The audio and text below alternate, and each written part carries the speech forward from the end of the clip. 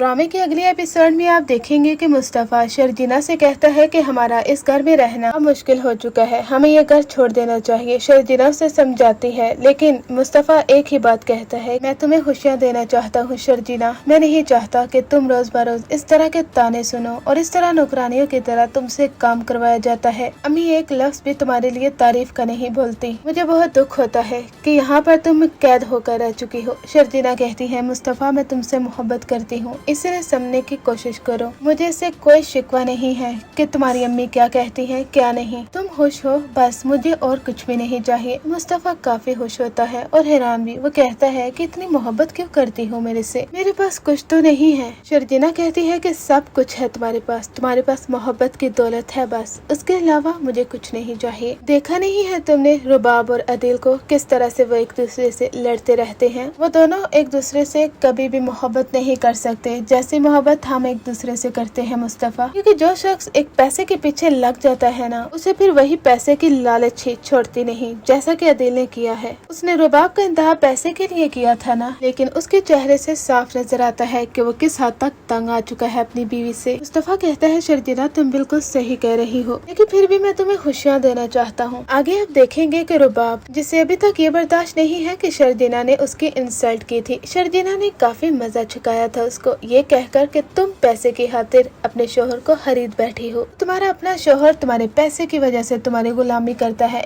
ये बात अब रुबाब से हजम नहीं होती, किसी भी तरह वो शर्जीना से बदला लेना चाहती है। वो कहती है कि मैं ऐसा मजा चुकाऊंगी कि सारी जिंदगी याद रखोगी तुम शर्जीना, बहुत नाज है ना तुम्हें मुस्तफ़ा पर। अब देखो मैं क्या करती हूँ। रुबाब अपनी ही चाल चलती है, जैसा कि टीजर्स में दिखाया गया है कि रुबाब के हाथ में पैसे होते हैं और एक तरफ उसके बाबा उसके मुंह पर जोर का थप्पड़ मारते हैं। यहाँ से यही अंदाजा लगाया जा सकता है कि रुबाब इन पर चोरी का इल्जाम लगाएगी या फिर किसी और चीज का, लेकिन ज्यादा चांस चोरी के हैं। आपको क्या लगता है कमेंट सेक्शन में जरूर बताइएगा। क्या हर वो कौन सा इल्जाम लगाएगी मुस्तफ़ा पर, क्योंकि इसके बाद मुस्तफ़ा के बाबा उसके मुंह पर जोर का थप्पड़ मारते हैं और वो कहते हैं कि आज ये दिन आ चुका है कि तुमने ये हरकत की है। कोई भी मुस्तफ़ा की बात नहीं सुनता और हर कोई उसे ही ताने देता है। अब मुस्तफ़ा फैसला कर लेता है कि वो ये घर छोड़कर जा रहा है और एग्जैक्ट यही होगा कि मुस्तफ़ा और शर्जीना घर छोड़ देंगे। शर्जीना उसे कहती है कि मैं भी तुम्हारे साथ जाऊंगी। मुस्तफ़ा से कहता है कि क्या तुम मेरे साथ रोडों पर धक्के खाओगी शर्जीना। शर्जीना कहती है कि हाँ, तुम्हारे साथ रोडों पर धक्के खाने के लिए भी तैयार हूँ, लेकिन तुम्हें क्या लगता है तुम्हारे बगैर मैं इस घर में रह जाऊंगी? तुम्हारे बगैर मुझे ये जिंदान खाना लगता है जहाँ पर तुम मुझे कैद करके जाते हो। मुस्तफ़ा पहले भी मैंने तुम्हें समझाया था और अब भी समझा रही हूँ कि मैं तुम्हारी हिफाजत में रहना चाहती हूँ, तुम्हारे आसपास होती हूँ तो मुझे प्रोटेक्शन फील होती है। मुस्तफ़ा उसका हाथ पकड़ता है, दोनों बाइक पर बैठते हैं और चले जाते हैं।